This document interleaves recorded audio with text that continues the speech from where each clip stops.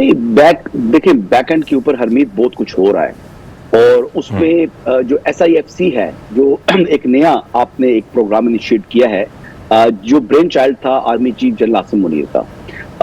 और उसके बाद जो, क्योंकि हमें तो नहीं मालूम था, हम तो समझ रहे थे कि प्राइम मिनिस्टर शहबाज शरीफ है, लेकिन कन्वेंशन सेंटर में खड़े होकर शहबाज शरीफ साहब ने खुद फरमा दिया था कि ये chief army staff general Asim Munir का ब्रेन चाइल्ड है। तो फिर अब बात हम प्राइम मिनिस्टर की बात को ज्यादा वजन देंगे, क्योंकि प्राइम मिनिस्टर उस वक्त के फॉर्मर प्राइम मिनिस्टर थे, उस वक्त सिटिंग प्राइम मिनिस्टर थे, वो उन्होंने बात आर्मी चीफ के वहां पर जो तकरीब है उसमें मौजूदगी में बोल दिया था।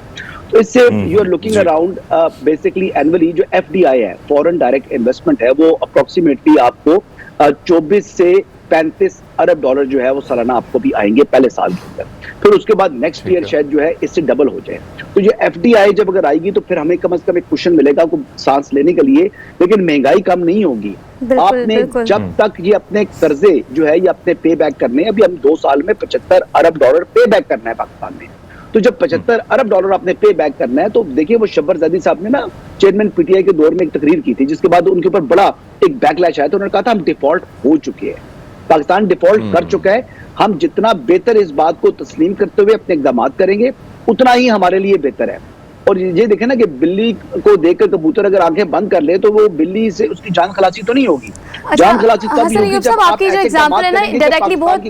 डायरेक्टली बड़ी जबरदस्त कोड होती है यहाँ पे। लेकिन अगर हम सारे सिनेरियो में देखें, आपने IMF का जिक्र किया, ठीक है, उस मुआहदे में ये जरूर कहा गया है कि आपने ये लॉसेस जो है उसको पूरा करना है, बट ऑल्दो प्राइसेस बढ़ाने के साथ साथ सर ये कहा गया था कि बिजली चोरी जो है उसको रोका जाए और जो आपके शाहाना प्रोटोकॉल है उनको एडजस्ट किया जाए। अब अगर बिजली के बिल बढ़ रहे हैं सर, पूरा मुल्क इस वक्त अपनी मोटरसाइकिल, अपने मोबाइल्स, अपने घर, पता नहीं क्या क्या बेच के सिर्फ बिजली का बिल अदा कर रहे हैं, और अभी बिजली के बिल की प्राइसेस कम करने पे कोई बात नहीं कर रहा, बल्कि कहा जा रहा है कि 1 सितंबर से मजीद प्राइसेस बढ़ेंगी। आप क्या समझते हैं सर, इमीडिएट बुनियादों पर हमें क्या ऐसा स्टेप लेना चाहिए, इनिशिएट करना चाहिए, निगरान गवर्नमेंट को करना चाहिए कि अवाम को थोड़ा तो रिलीफ दिया जाए? इंतखाबात की बात की जा रही थी कि इंतखाबात होने चाहिए, मुल्क की हालात के लिए बेहतर है, लेकिन हमारी तो सारी तवज्जो ही डाइवर्ट हो गई है ना इस महंगाई की तरफ, हम तो सोच ही नहीं रहे उस बारे में।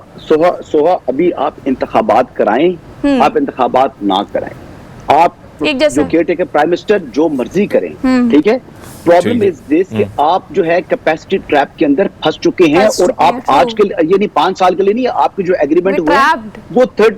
30 इयर्स के हो चुके हैं, और उसमें जो आपने उनको पेमेंट करनी है वो USD में करनी है। जब डिवैल्यूएशन आपके रुपये की हुई है और वो गिरावट हुई है तो उसका इम्पैक्ट भी आया है, और जब उसका डिवैल्यूएशन की वजह से फ्यूल जो चार्जेस हैं वो भी आपके बढ़ चुके हैं, और प्लस जो फर्दर टैक्सेस जो है वो गवर्नमेंट्स ने इम्पोज किए हैं, क्योंकि डिसिप्लिन किसका है। एक जैकेट ये मैंने पहनी हुई है ना, ये मैंने IMF की जैकेट पहनी हुई है, ये मैं हरमीत भी पहन लेगा ना तो वो उसकी IMF की जैकेट में ही रहेगा, और अगर हरमीत की जगह कोई तीसरा बंदा भी आके ये जैकेट पहनेगा ना तो वो तीसरा बंदा भी IMF की जैकेट में होगा। प्रॉब्लम ये है कि कोई इलेक्टेड गवर्नमेंट आ गई या इलेक्टेड गवर्नमेंट ना आए, ये बेसिकली फाइनेंशियल जैकेट है IMF की, जिसको आपने पहनना है, या फिर आप उससे IMF प्रोग्राम से आप बाहर निकल जाएंगे। अब देखिए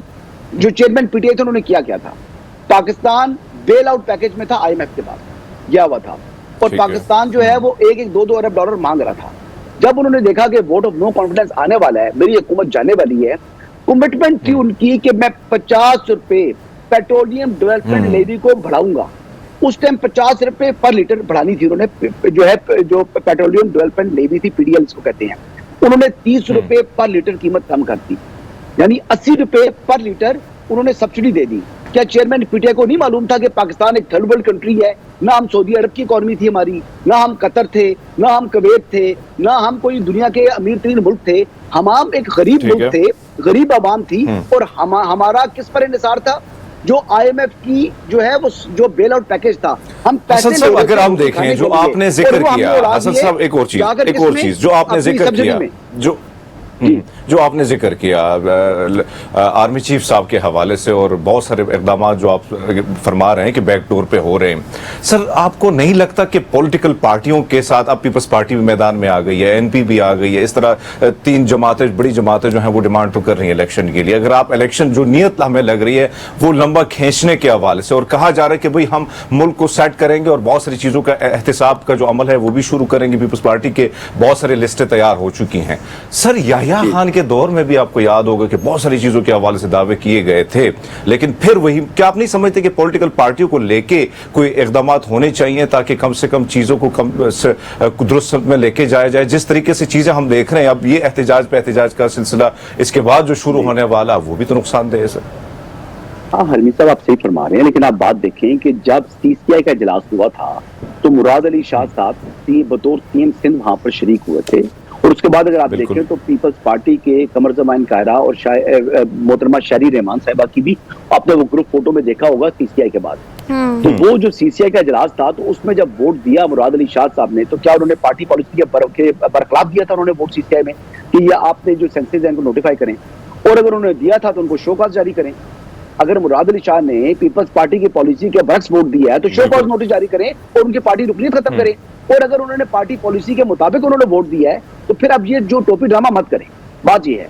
वहां पर जाकर सर यहाँ पे भी एक सवाल करना चाहूंगा आपसे। अब आपको बात मैं पूरी समझा दूं। कॉन्स्टिट्यूशन पाकिस्तान है, जिस तरह कॉन्स्टिट्यूशन कहता है कि 90 दिन में इलेक्शन कराना आईनी जिम्मेदारी है, ठीक है, अब एक बेसिकली कॉन्स्टिट्यूशनल ऑब्लिगेशन है। इस तरह जब article 51 of the constitution when it's triggered, तो फिर डीलिमिटेशन सेंसस के नोटिफाई होने के बाद डीलिमिटेशन भी कॉन्स्टिट्यूशनल ऑब्लिगेशन है।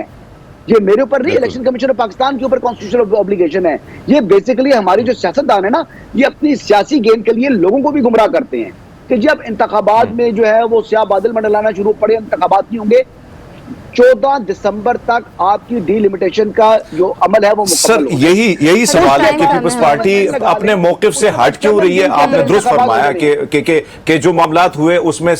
मुराद अली शाह का जो आपने जिक्र किया ठीक किया, लेकिन सर क्या वजूहात के कि पीपल्स पार्टी दोबारा इस वक्त एक्टिव हो रही है? और साथ साथ आपसे जानना चाहेंगे क्या अनकरीब नून लीग के भी ये हालात होंगे सर? हाँ ये बता दें सर। बिल्कुल, अगर नून लीग भी शोर करती है इस पर, और चाहे पीपल्स पार्टी शोर करती है या कोई भी सियासी जमात करती है, तो रिस्पॉन्सिबल वो सियासी जमातें खुद हैं। इसमें अवाम को बेवकूफ बनाती है ना, प्रॉब्लम इज दिस। तो मुझे ज्यादा गुस्सा इस बात पर आता है कि खुद वो अमल करके तो फिर कहते हैं उससे ना, कहते हैं ला ताल्लुकी कर देते हैं, कहते हैं कि हमने तो नहीं किया, ये तो हमें ये कहा था, तो ये कहा था। यार इनको नहीं, अगर मुझे मालूम है बीइंग अ जर्नलिस्ट, आर्टिकल 51 जब ट्रिगर हो गया तो फिर डीलिमिटेशन कॉन्स्टिट्यूशन ऑब्लिगेशन है। तो इतने बड़े जो है ये फ्रेमर्स ऑफ कॉन्स्टिट्यूशन ने 18वीं आईनी तरमीम पीपल्स पार्टी ने की है, इतना कॉन्स्टिट्यूशन के ऊपर उनकी ग्रिप है। तो अब जो है ये बेसिकली जो सियासी ड्रामा हो रहा है ना, देखिए हरबीत, बड़ी ऑब्वियस बात है कि जिन लोगों ने आइन में तरमीम की हुई है, और आइन में तरमीम करके बहुत सी चीजें जो कि बहुत बड़ा ब्रेन चाहिए होता है वो काम करने के लिए, मैं और आप वो काम नहीं कर सकते। ठीक है, ऐसा नहीं, सब आप बिल्कुल ठीक कह रही है। सारी बातें जो है आवाम के आगे रखना बहुत ज्यादा जरूरी भी है। आपने वक्त दिया, आपका बेहद शुक्रिया। और ये बातें रखना इसलिए भी ज्यादा जरूरी है कि अगर हम उजलत में जाते जाते नून लीग के या PDM की हुकूमत के बहुत सारे कवानीन और बिल्स हमने देखे, तो इस तरह से पाकिस्तान पीपल्स पार्टी ने माजी में जो बिल मंजूर कराए उसको कीप इन माइंड रखना भी बहुत ज्यादा जरूरी है, क्योंकि आवाम ने वोट कास्ट करना है। और क्योंकि अब हमारे पास सियासी मैदान में चॉइसेस बहुत कम रह गई हैं, तो आपने गौर से देखना है कि आपने किसको वोट कास्ट करना है, किसको नहीं करना। बस एक दूसरे के पीछे लग के वोट कास्ट मत कीजिएगा, ये हमारी रिक्वेस्ट है आपसे। एक ब्रेक लेनी है, ब्रेक के बाद वापस आएंगे।